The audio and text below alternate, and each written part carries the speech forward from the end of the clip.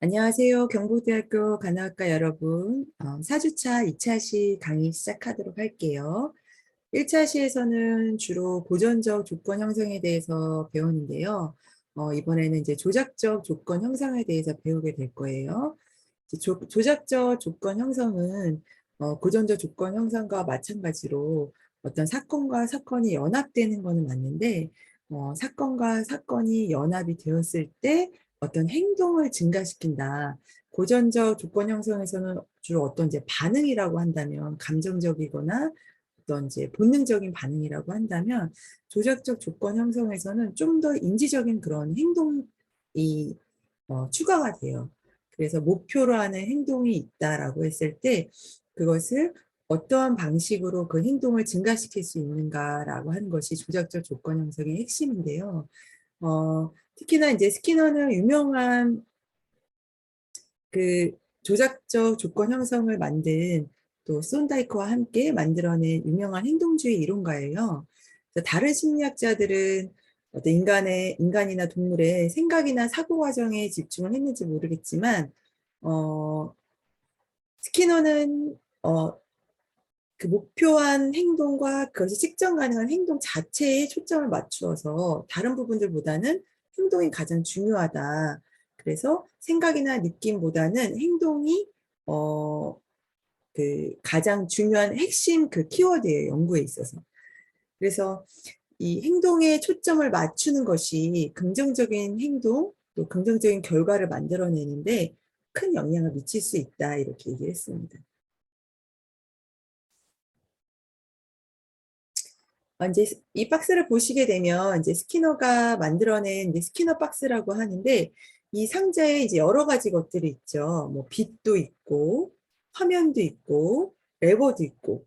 근데 이 레버가 바깥에 있는 물과 음식물 분배기에 연결이 되어 있어요. 그래서 이 레버를 누르게 되면 음식 쟁반에 이 먹이가 나오게 되죠. 그래서 처음에는 이제 쥐가 이 박스 안에 들어갔을 때 어떻게 해야 될지 몰라서 이리 뛰고 저리 뛰고 막 하다가 우연히 이제 레버를 누르게 됐는데, 그리고 나서 이제 먹이가 나오는 걸 발견하게 됐죠. 그래서 처음에는 어떻게 해야 나오는지를 모르고 하다가, 아, 레버를 누르면 어, 이 먹이가 나오네. 레버를 누를 때마다 계속적으로 이 먹이라고 하는 강화물이 제공됨으로 인해서 먹이와 강화물, 먹이와 레버가 이렇게 짝지어지게 됨으로 인해서 계속적으로 이 레버를 누르게 되는 행동을 학습한다라고 하는 것이 이 스키너 박스의 이론인데요. 지금 보게 되면 너무 당연하고 그럴듯하지만, 그 당시는 쥐한테 이런 의도적인 행동, 인간만이 할 수 있는 이런 행동을 학습시킬 수 있다? 이런 거를 생각하지 못했던 시대였기 때문에 굉장히 센세이셔널했어요. 그래서 어떤 행동이든지 경험을만 있으면 학습시킬 수 있다라고 하는 것이 스키너가 바라보는 그런 학습과 행동에 대한 관점이에요. 그래서 이 목표한 행동을 학습하기 위해서는 강화물이라는 것이 필요한데, 강화라고 하는 건 이 단어의 뜻은 특정 반응이 반복해서 나타낼 가능성을 증가시키는 것이에요. 그래서 강화가 될 때마다 그 반응들이, 행동이 증가가 되겠죠. 근데 반대로 이 행동 반응을 감소시키는 것도 있어요. 그것은 이제 처벌이라고 하는 용어로 쓰여지게 되는데, 그래서 반응을 증가시키려면 강화물을 제공을 해야 되고, 반응을 감소시키려면 처벌을 제공해야 되는 거예요. 그래서 긍정적인 반응을 증가시키기 위해서는 강화물을 제공을 하고, 부정적인 행동을 감소시킬 때는 처벌이라고 하는 그 행동 계획을 어, 계획합니다. 그래서 이제 교재에는 정적 강화와 부적 강화만 나와 있어서 이제 PPT에 이 두 가지만 제시를 했는데요. 강화에만 정적 강화, 부적 강화가 있는 것이 아니라 처벌에도 정적 강화, 부적 처벌이 있어요. 그래서 강화는 행동의 반응 빈도를 증가시킨다라고 했죠. 그러면 아까 앞에 나왔던 스키너 박스에 보게 되면 이 레버를 누르는 행동을 증가시키기 위해서 먹이를 제공했죠. 이것이 이제 바로 강화물로 제공되는데, 쥐가 좋아하는 유쾌한 자극이죠. 먹이라고 하는 것. 이 유쾌한 자극을 제공해서 그 반응 빈도를 증가시키는 것이 정적 강화예요. 뭐 아이들한테 공부를 시킬 때나 긍정적인 행동을 권장하고자 할 때 뭐 인사를 한다던가 이런 아이들을 키우거나 동물들을 키울 때 이 정적 강화가 굉장히 많이 쓰여지게 돼요. 뭐 동물들 배변 훈련을 한다던가. 그런데 이제 정적 강화만 있는 게 아니라 행동 반응 빈도를 강화시키는데 부적 강화라는 것도 있어요. 예를 들면 그 대상이 너무너무 싫어하는 자극을 제거할 테니까 이 반응을 해라고 하는 거죠. 뭐 예를 들면 그 학생들한테 화장실 청소 같은 거는 굉장히 싫어하는 자극이잖아요. 그래서 화장실 청소 면제시켜 줄 테니까 선착순 몇 명까지 달려오기 이러면 이제 그 반응들이 증가하게 되겠죠. 혹은 그 아이가 이제 너무너무 이제 싫어하는 반응들, 이제 아이한테 이제 목표 반응들이 있을 때, 뭐, 예를 들면 이제 자폐 아동 같은 경우에는 지금은 이제 그런 반응들을 잘 쓰지 않지만 자폐 아동인데 머리를 자꾸 이제 어디에 찢는다. 이런 것들은 그 아이의 안전에 관련된 것이기 때문에 그 반응이 일어나게 하면 안 되겠죠. 아, 이건 이제 또 처벌이네요. 제가 이제 다른 식으로 설명을 해볼게요. 반응을 증가시키기 위한 것이기 때문에 자폐나 유아들 같은 경우에는 이제 인지적인 부분이 부족해서 그 반응을 증가시키기 위해서 뭐 예를 들면 이제 지적 장애가 있는 학생들한테 그 목표한 행동, 뭐 예를 들면 밥을 담고 그리고 그 선생님 앞에 가서 밥을 받고 이런 이제 생활 관리 같은 기술들을 할 때 그 친구가 싫어하는 자극을 제거하는 거예요. 예를 들면 뭐 어떤 색깔을 되게 싫어하는 친구들도 있고 어떤 감각을 되게 싫어하는 친구들도 있거든요. 그래서 그 싫어하는 감각 자극들을 제거함으로 인해서 그 목표한 행동 반응을 증가시키는 거. 그리고 제가 이제 아까 예로 들려고 했던 건 이제 처벌인데 처벌 같은 경우에는 이제 제가 아까 예를 들려고 했던 건 예를 들면 이제 제가 만났던 이제 학생들 중에 그 장애학교에 있는 이제 아동인데 그 친구는 어떤 반응인지는 알 수 없어요. 근데 어떤 자극이 왔을 때 갑자기 막 머리를 찢는다던가 이런 행동을 할 때가 있거든요. 이제 그럴 때는 이제 이 장애학교에서는 약간의 처벌들도 허용이 되기 때문에 뭐그 아동이 이제 싫어하는 그런 감각 자극들을 뭐 예를 들면 이제 날카로운 그런 이제 감각들을 이제 살짝 손등을 손등에 준다던가 이런 식으로 이제 불쾌한 자극을 제공해서 그 반응들 빈도를 감소시키는 게 정적 처벌에 들어가게 돼요. 그래서 정적 처벌은 그 사람이 싫어하는 자극을 제공함으로 인해서 그 부정적인 행동 빈도를 감소시키는 걸 정적 처벌이라고 하고 부적 처벌은 반대로 유쾌한 자극을 제거시켜 버리는 거예요. 예를 들면 공부를 안 하는 학생한테 너 자꾸 또 공부 안 하면 네가 싫어하는 좋아하는 게임기 뺏어버릴 거야. 이렇게 되면 이제 공부를 하겠죠. 이런 식으로 유쾌한 자극을 제거시킴으로 인해서 그 사람한테 목표한 그 행동 빈도를 감소시키고 공부를 안 하는 행동을 감소시키는 것 이런 것들이 부적 처벌에 들어가게 되겠죠. 그래서 정적 강화도 있고 부적 강화도 있지만 정적 처벌도 있고 부적 처벌도 있다. 그래서 정적 강화는 유쾌한 자극을 제공해서 반응을 증가시키는 게 정적 강화에 해당되고 부적 강화는 혐오 자극을 제거해서 반응을 증가시키는 게 부적 강화에 들어가게 돼요. 그래서 반대로 이제 처벌은 반응 빈도를 감소시키는 거니까 여기에 이제 반응 감소만 들어가게 되겠죠. 정적 처벌은 혐오 자극을 제공해서 반응을 감소시키는 것이고 반대로 부적 처벌은 유쾌 자극을 제거함으로 인해서 반응 빈도를 감소시키는 게 부적 처벌에 들어가게 됩니다. 그래서 정적 강화를 사용한 예를 보게 되면 이제 목표한 행동, 이제 행동주의자들은 쭉 그 사람을 관찰해서 어떠해서 이런 문제 행동이 증가되고 어떠해서 저런 긍정적인 행동이 발생하는지를 쭉 관찰해요. 그래서 아, 이런 것들을 강화물로 사용할 수 있겠구나. 이 사람한테 이런 게 혐오 자극이고 이런 것들이 유쾌 자극이겠구나라고 하는 거를 관찰해요. 그래서 목표한 행동을 설정합니다. 여기서 설정하는 건 대부분 이제 긍정적인 행동인데요. 여기서 이제 학생들 같은 경우에 이제 공부를 하는 행동을 설정을 했다라고 했을 때, 교사의 칭찬이나 아니면 이제 강화물들 같은 거를 이제 제공해서 행동 빈도를 증가시키는 거는 정적 강화에 사용이 되고, 이제 부적 강화를 사용할 때는 아까 이제 혐오 자극을 제거한다고 했죠. 여기서는 이제 교사의 칭찬 중단이라고 했는데, 뭐 예를 들면 이 사람들이 싫어하는 행동들, 싫어하는 자극들을 조사를 해서 그걸 제거함으로 인해서 행동 빈도를 증가시키는 게 부적 강화에 쓰여지게 됩니다. 그다음에 이제 변별 자극인데, 이건 변별 자극이라고도 하고 자극 변별이라고도 해요. 이게 이제 영어를 번역하다 보니까 자극을 변별한다 그런 뜻에서 이제 변별 자극인데, 변별 자극이란 무엇이냐면 이제 비슷한 두 가지 자극의 차이를 식별하는 거예요. 그래서 변별 자체가 비슷한 자극의 차이를 식별한다라고 하는 게 변별인데, 이 각각의 자극에 대해서 서로 다르게 반응하도록 학습을 하는 거죠. 예를 들면 앞에 그 고전적 조건 형성에서 파블로프의 개가 그 침을 타입 반응을 그 조건 반응으로 해서 나타나게 되는데, 나중에 이제 파블로프는 이제 이거를 변별까지도 사용을 했었어요. 그래서 변별은 고전적 조건 형성에도 들어가게 되고 조작적 조건 형성에도 들어가게 돼요. 그래서 처음에는 유사한 자극에 대해서는 이제 똑같이 침을 흘리는 반응을 하지만, 큰 소리가 났을 때만 먹이를 준다든지, 작은 소리가 났을 때는 먹이를 주지 않는다든지, 이런 방식으로 변별을 해서 무조건 자극 자체를 변별해서 조건 자극을 변별할 수 있도록 하는 것이 변별 자극이에요.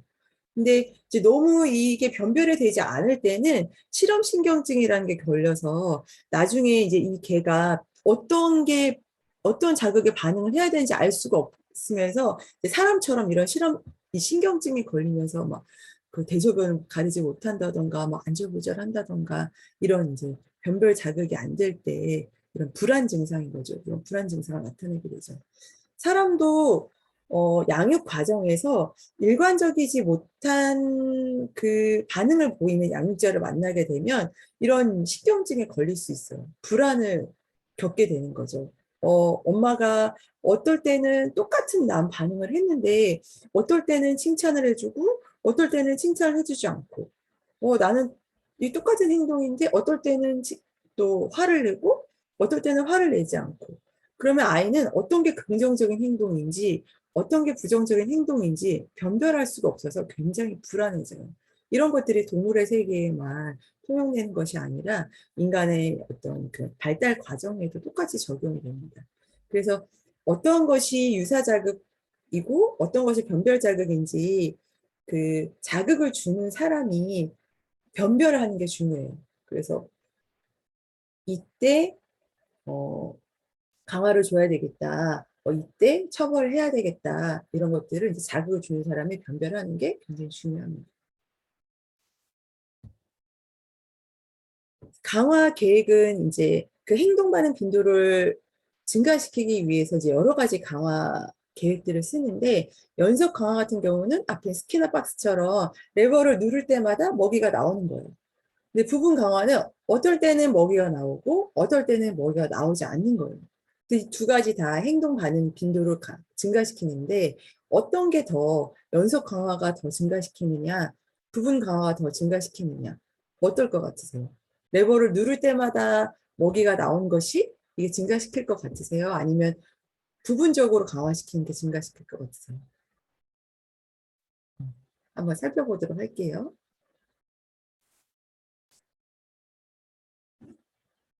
그래서 고정 간격 계획은 이제 연속 강화에 속하게 되는데, 고정 간격 계획은 고정된 간격마다 강화물이 주어지는 거예요. 그래서 강화물이 주어지게 되면 더 이상 내가 그 행동을 할 필요가 없게 되죠. 이미 강화물이 주어졌기 때문에. 예를 들면 내가 레버를 누른 다음에 먹이가 나왔으면 그 먹이를 먹기 위해서 잠시 그 행동이 소화가 되죠. 그리고 내가 이제 배가 부르니까 이제 더 이상 그 행동을 하지 않겠죠. 그러다가 이제 배가 고프면 또 다시 가서 레버를 누르기 때문에, 이 고정 간격 계획은 행동이 소화될 가능성이 많아요. 왜냐하면 내가 노력하지 않아도 강화물이 주어지니까. 예를 들면 고정 간격 계획의 가장 대표적인 예가 월급이에요.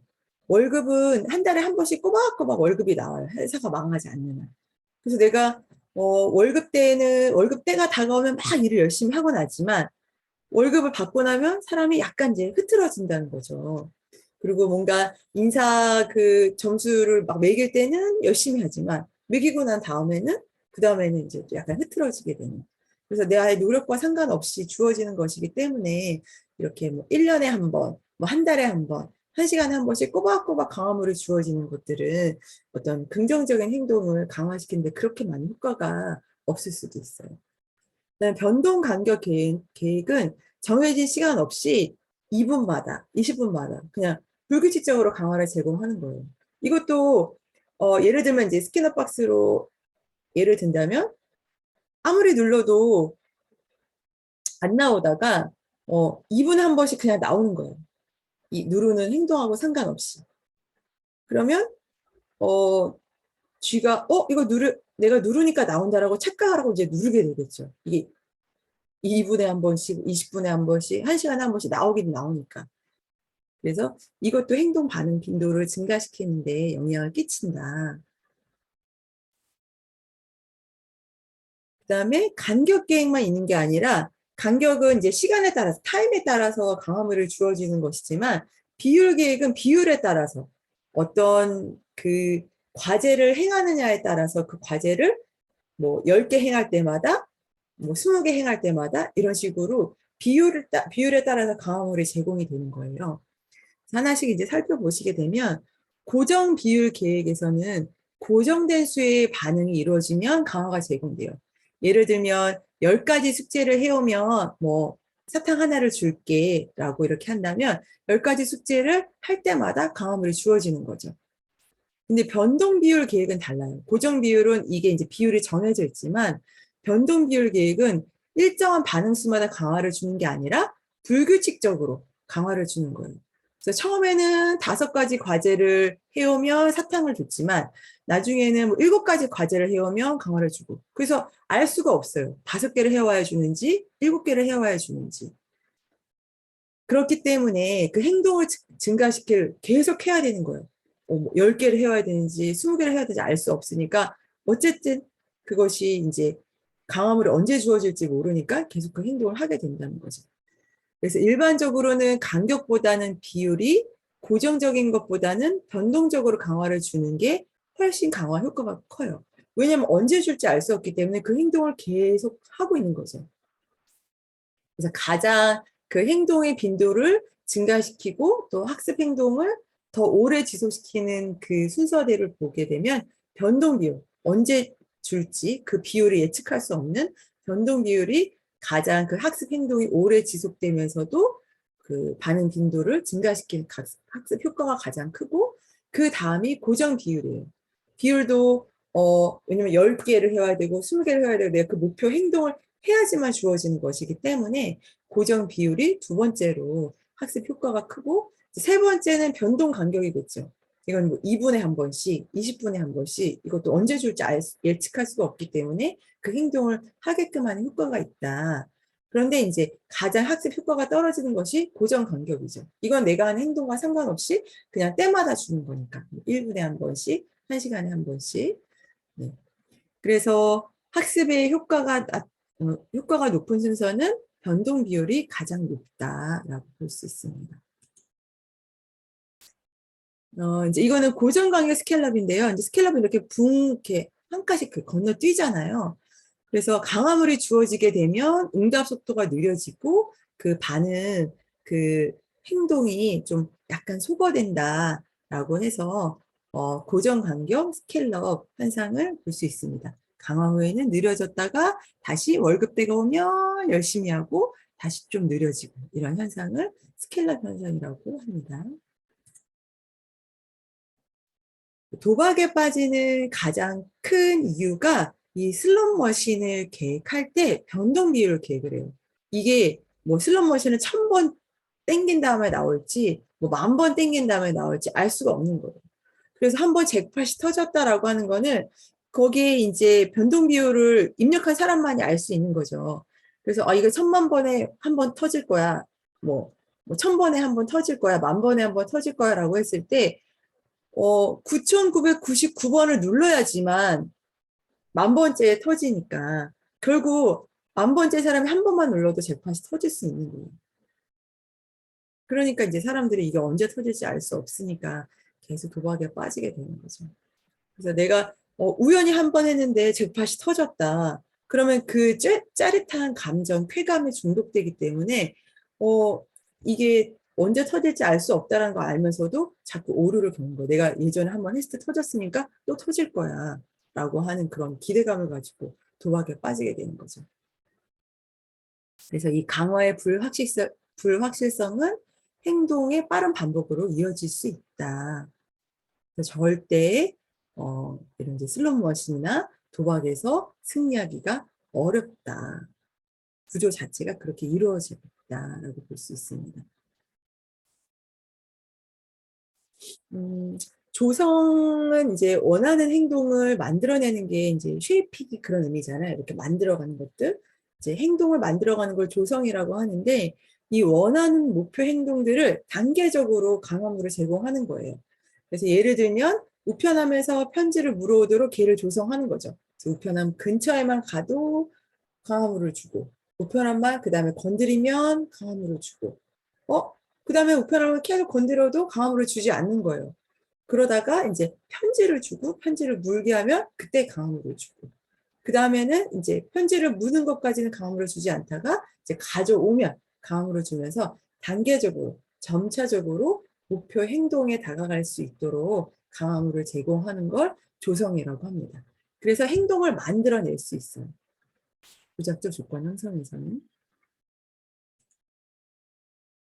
그래서 만들어진 행동을 수정할 수는 없냐. 수정도 할 수 있는 거죠. 이것도 역시 강화를 통해서.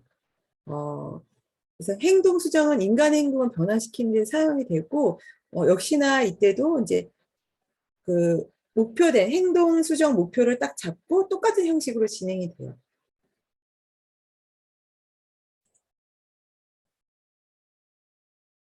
학습의 이제 인지 요인은 이제 한번 살펴볼게요. 그 톨만이라고 하는 사람이 잠재학습이라고 하는 걸 만들어냈는데 톨만은 인지적 지도를 중요시 여겼어요. 그 예전에 조작적 조건 형성이나 뭐 고전적 조건 형성이나 이런 데에서는 이제 무조건 자극이나 혹은 강화물이 주어져야 조건 반응을 일으킨다라고 했는데 톨만은 그렇지 않다. 인지적인 과정을 통해서도 학습이 일어날 수 있고 그 목표한 행동이나 조건화된 반응이 일어날 수 있다라고 주장한 게 톨만이에요. 어떻게 해서 이런 주장을 하게 됐냐면 미로를 사용한 쥐 실험을 했어요. 그래서 이제 쥐를 세 집단으로 나눠서 첫 번째 그룹한테는 이제 미로 속에다 집어넣고 미로를 통과하면 강화물을 주는 거예요. 먹이를 주는 거예요.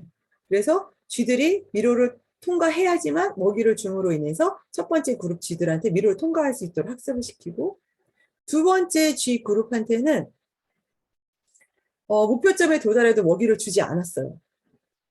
그러면 이제 당연히 학습이 일어나지 않겠죠. 뭐 어떻게 해도 강화물이 주어지지 않는 게 어떤 게 긍정적인 행동인지 알 수가 없어서 학습이 일어나지 않았어요. 세 번째 그룹한테는 10일째까지는 목표와 그러니까 미로를 통과해도 목표 지점에 도달해도 먹이를 주지 않다가 11일째 되는 날부터 목표 지점에 도달하면 먹이를 주기 시작한 거예요. 그러니까 이제 10일 동안 쥐들이 막 미로를 다니면서 막 목표를 통과하기도 하고 통과하지 않기도 하면서 미로에 대한 이제 지도를 학습을 했을 거 아니에요. 근데 마침 11일째에 먹이가 주어지게 되면서 이제 이미 머릿속에 쥐들은 이제 미로에 대한 지도가 형성이 되었기 때문에 거기를 통과하는 방법을 알게 된다는 거죠. 그래서 먹이가 주어지지 않았을 때는 이제 통과하는 거를 별로 중요시 여기지 않다가 통과를 하면은 먹이가 주어지네 라고 하는 것들을 쥐들이 알게 되면서 첫 번째 그룹 미로를 통과하면 먹이를 주었던 첫 번째 그룹과 거의 비슷한 효과를 나타냈다라고 해요. 시간이 그렇게 많이 되지 않았음에도 불구하고.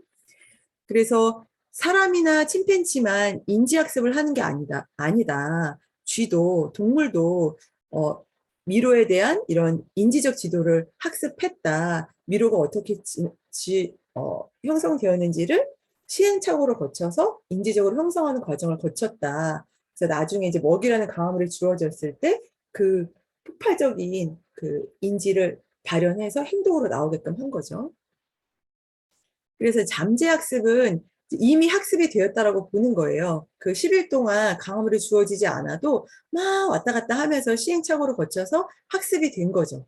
근데 다만 보상이 주어지지 않았기 때문에 이 학습한 결과가 나올 기회를 찾지 못하다가 강화물이 주어지고 나면 그제서야 이 잠재적으로 학습된 결과가 나타난다라고 해서 시행착오를 거쳐서 인지지도가 구성이 되고 이게 기회만 주어지게 되면 이미 그 잠재적으로 학습된 게 행동을 통해서 나오게 된다라고 말하는 게 톨만의 잠재학습입니다.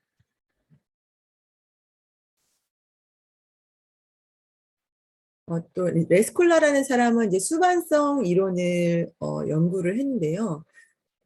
자극이라고 하는 것들이 다른 자극의 발생 가능성에 대한 정보를 제공할 때만 학습이 발생한다라고 얘기를 했어요. 이게 이제 무조건적으로 뭐 자극과 무조건 자극이 짝지어졌을 때 되는 게 아니라 이게 어떠한 정보, 미래를 예측할 수 있는 정보를 제공할 때만 학습이 일어난다라고 하는 게 수반성 이론인데요. 이 고전적 조건 형성에서는 유기체가 자신의 환경에 대한 정신적 표현을 형성하거나 수정할 수 있도록 자극이 정보를 제공한다고 봤는데 어떻게 제공되느냐가 중요하다라고 본 거예요. 그래서 이 레스콜라의 연구에서는 특정한 이제 소리음이 있다라고 한다면 이 특정 소리가 CS, 조건 자극이죠.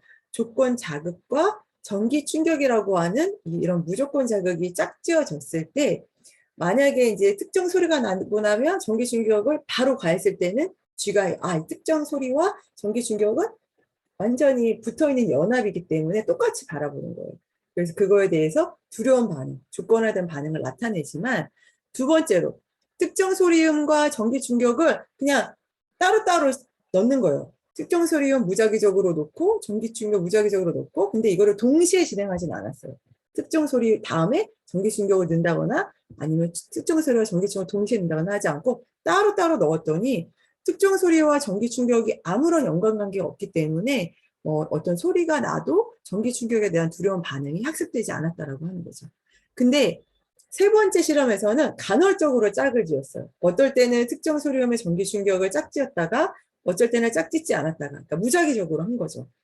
무작위적인데 거기에 간헐적인 짝짓기를 했더니 역시나 두려움이 일어나지 않더라. 왜냐하면 어떤 게 전기 충격 반응을 일으키는지 알 수 없기 때문에 이 소리음과 간헐적 이 전기 충격은 짝짓기가 되지 않아서 두려운 반응이 학습이 일어나지 않았다. 제가 아까 말씀드렸던 아동들한테 일관적이지 못한 보상이나 일관적이지 못한 처벌을 하게 됐을 때는 어떤 게 긍정적인 행동이 학습이 되지 않는다라고 했죠. 그래서 소리음이 전기 충격을 예측할 수 없을 때는 학습이 일어나지 않았고 이 전기 충격에 대한 그 정보가 특정 소리음 이후에 직후에 일어났을 때만 얘가 소리가 나면 전기 충격이 일어나는구나 이렇게 전기 충격에 대한 정보를 제공할 때만 학습 반응이 일어났다. 즉 1번에만 특정 소리음과 전기 충격이 바로 이루어져서 왔을 때 그때만 학습이 이루어진다라고 하는 것. 즉 미래에 대해서 정보를 제공해야 된다라고 하는 게 수반성 이론입니다. 그다음에 이제 반두라라고 하는 되게 유명한 인지 이론가가 있어요. 이 사람이 이제 관찰학습에 대한 걸 설명을 했는데 여러분도 아마 이제 사회심리나 실험심리에서 보셨을 수 있어요. 그래서 관찰학습에는 이제 모델링과 거울은 되게 중요한데요. 관찰학습이라고 하는 건 내가 직접 경험하지 않더라도 타인의 행동을 보고 관찰을 통해서 학습을 하게 되는 거예요. 어떻게 보면 이게 더 효과적일 수도 있다 이렇게 얘기를 해요, 반드라는. 그래서 여기서 내가 학습할 수 있도록 그 시범을 보여준 대상이 바로 모델링인데 이 다른 사람이 행동하는 걸 보고 내가 그 행동을 그대로 따라하는 거를 모델링 효과라고 해요. 그래서 모델링이 효과적으로 나타나게 되려면 이 모델을 보여주는 사람이, 모델링하는 사람이 이 관찰자랑 비슷한 연령대이거나 아니면 비슷한 신분이거나 아니면 좀 전문적이거나 지위가 높거나 아니면 매력적이거나 아니면 뭐 사람들한테 좀 인기가 있거나 이런 식으로 해서 모델 학습이 또 반복적으로 되었거나 해서 그 횟수에 따라 다른데 대표적인 이 모델링 효과가 연예인이죠. 그래서 이제 사춘기, 뭐 청소년, 그 초중고 학생들은 이제 연예인들을 보면서 모델링 효과를 해요.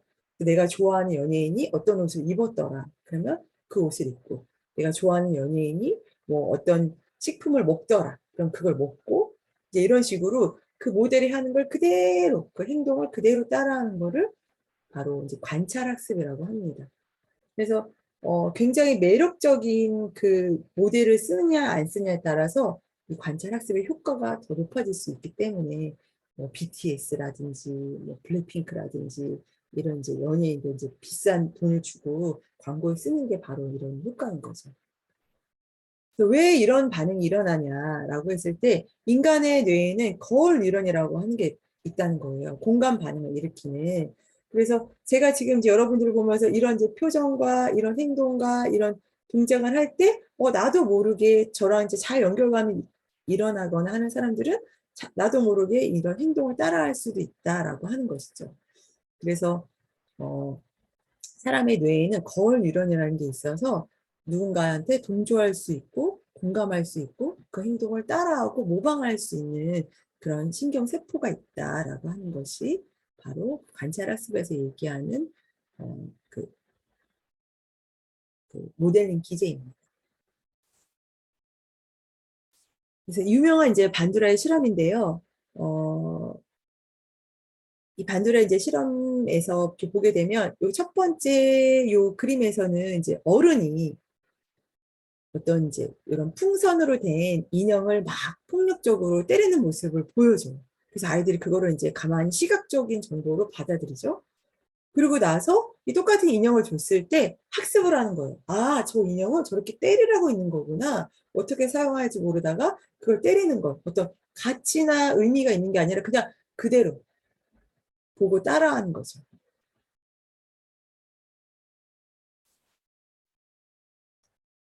그래서 이런 시각 정보를 통해서 관찰을 하기 때문에 미디어라고 하는 것들은 시각 정보, 청각 정보 이런 것들을 다 제공을 하잖아요. 그래서 미디어에서 이런 폭력적인 장면을 보고 따라하게 되는 경우가 굉장히 많다라고 하는 것들인데요. 특히나 어린이들은 관찰을 통해서 학습을 하는 게 많죠. 왜냐하면 자기들이 할 수 있는 기능적인 부분들이 많이 떨어지고, 그런 능력들이 떨어지기 때문에 타인을 유심히 보고 인지적인 것도 부족해서 어떻게 해야 되는지를 타인을 보고 많이 관찰을 하게 돼요. 근데 아이들이 많이 보는 그런 유튜브라던가 뭐 텔레비전이라던가 이런 데서 뭐 게임이라던가 이런 데서 공격적인 장면을 본다거나 공격적인 어떤 그런 행동을 뭐 하도록 뭐 이제 특히나 이제 게임 같은 데에서는 공격적인 행동을 사실은 하게 하는 거죠. 누군가를 공격했을 때 포인트가 주어지는 거니까. 그랬을 때는 자기도 모르게 자연스럽게 그런 공격성을 학습하게 된다. 그래서 탈억제라고 하는 것들은 아까도 앞에 나왔던 그 반두라의 그 실험에서 어른이 그 풍선 인형을 가지고 공격하는 게 억제되지 않았단 말이에요. 어떤 것에 대해서 처벌되지 않았기 때문에 특히나 이제 뭐 내가 좋아하는 인물들이 뭐 내가 좋아하는 대상이 그런 공격적인 모습을 행하는 걸 보면 아, 저런 행동을 해야 되겠구나라고 자기도 모르게 무의식적으로 그걸 받아들이게 된다는 거죠. 왜냐하면 그 행동을 했을 때 미디어에서 처벌되지 않는 걸 봤기 때문에 뭐 예를 들면 굉장히 폭력적인 어, 그 행동을 하고서도 막 굉장히 뭐 영웅을 추앙받는다던가 굉장히 주변 사람들한테 칭찬을 받는다던가 하는 그런 모습을 봤다. 그러면 이제 아동은 그걸 보고서는 공격성에 대한 탈억제를 경험하는 거죠. 억제되지 못한 걸 모델링 하기 때문에 이런 것들을 유의해야 된다. 그러면서 정서적 각성이 증가되고 이제 점점 더 공격적이거나 점점 더 그 충동적인 그런 행동을 하게 된다라고 하는 것들이 정서적 각성의 증가입니다. 그래서 이제 미디어에서 이런 이제 습관화된 그 반복적으로 노출되게 되면 이제 실제 폭력에 대한 시청자 민감도가 떨어지면서 이런 이제 폭력에 대한 습관화가 반복적으로 이루어지게 되고 이런 공격적인 선택지가 제공이 되게 되는 거죠. 그래서 이거는 한번 참고해서만 보시고요. 관찰학습 과정은 주의 집중과 그것을 기억하고 연습하고 장려가 되는 동기와 단계를 거쳐서 관찰학습이 일어나게 된다. 그래서 아이들한테 미디어 폭력을 모방하지 않도록 가르치는 것이 굉장히 중요하고, 미디어에서는 아무래도 사람들을 자극시켜야지 그 미디어 앞에 앉혀올 수 있기 때문에 이런 것이 현실이 아니고 카메라 기법이나 특수 효과다. 그리고 대부분의 사람들은 저렇게 폭력적인 방법을 해결하는 게 아니라 비폭력적인 방법으로 갈등을 해결한다라고 하는 것들을 또 따로 교육하고 학습해야지만 이런 미디어의 폭력으로부터 아이들을 보호할 수 있습니다. 여기까지 해서 이제 4주차 2차 시 마치도록 하겠습니다. 수고하셨습니다.